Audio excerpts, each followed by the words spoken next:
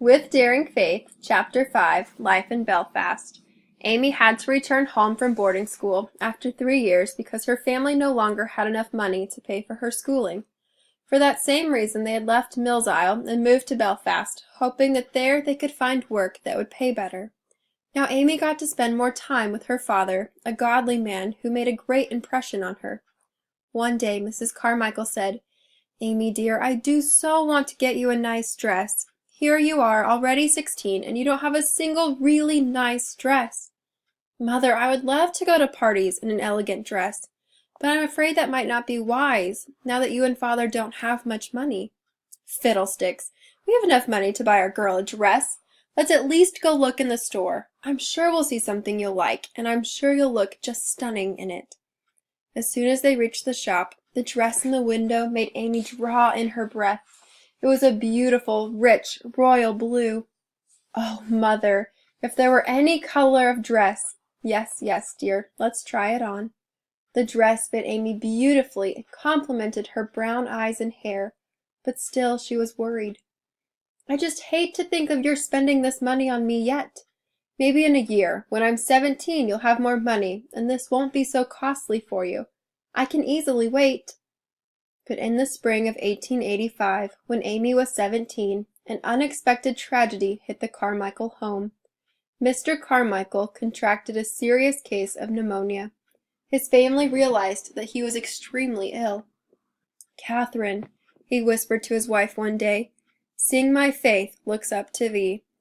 And with a broken voice Mrs. Carmichael sang, "My faith looks up to thee, thou Lamb of Calvary, Saviour divine. Now hear me while I pray, take all my guilt away, O let me from this day be wholly thine." Tears stung Amy's eyes as she listened to her mother sing, and realized that her father was dying. He went to be with the Lord on April 12th, a bright and beautiful Sunday morning. Suddenly Amy was a girl no longer. Her mother needed to rely on her in many ways, and Amy became a woman. One Sunday, when Amy and her family were all walking home from church, Ernest spied an ugly old woman, clothed in rags, struggling under the burden of a heavy package. "I suppose we really ought to help her," he murmured.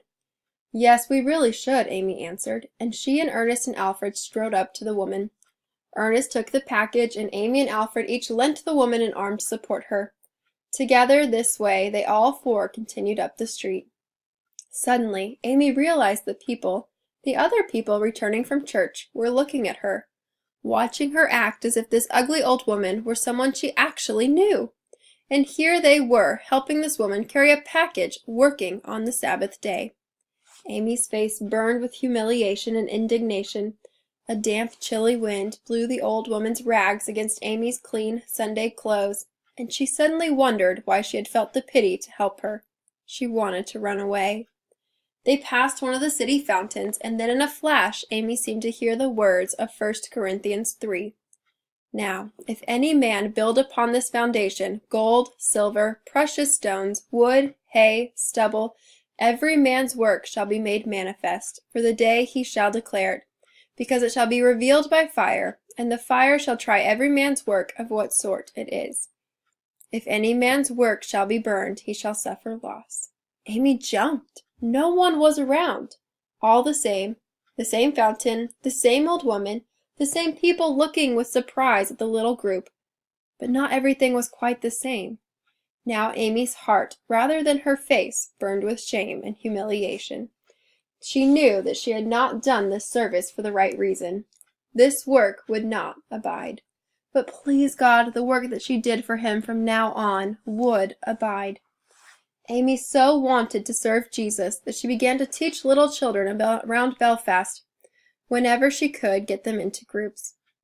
She started a boys' Bible study and a girls' prayer meeting, and on Sunday mornings she started a class for the girls who worked in the mill there in Belfast, girls who were so poor that they couldn't afford to wear hats to church, but wore shawls instead. Just this fact alone made most respectable people not want to have anything to do with the Shawleys.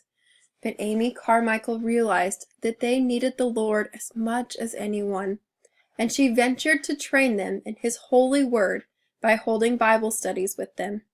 Even when Amy had to travel through parts of the city where wicked men lived, her mother knew that the Lord would protect Amy as long as she was going about His business.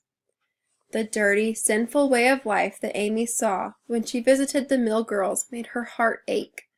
More fervently than ever, she prayed for these girls that were under her care and that thought so highly of her, praying that they might somehow, by the grace of God, grow up to be godly girls. Still, though, Amy often felt ill at ease in her heart. In spite of her work with the Shawleys, she still didn't know how she could surely live a holy life.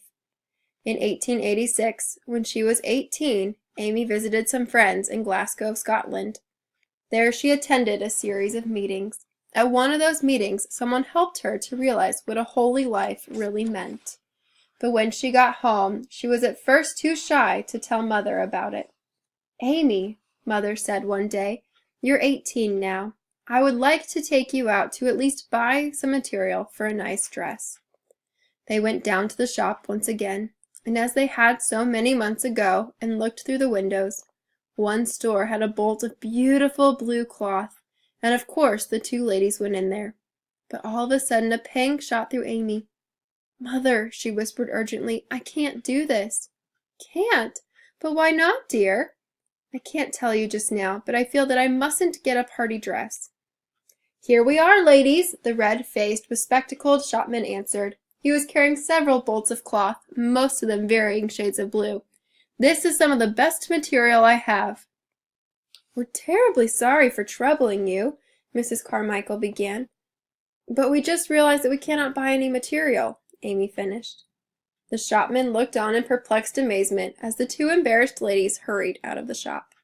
"Amy, tell me," asked Mother. "What is it?"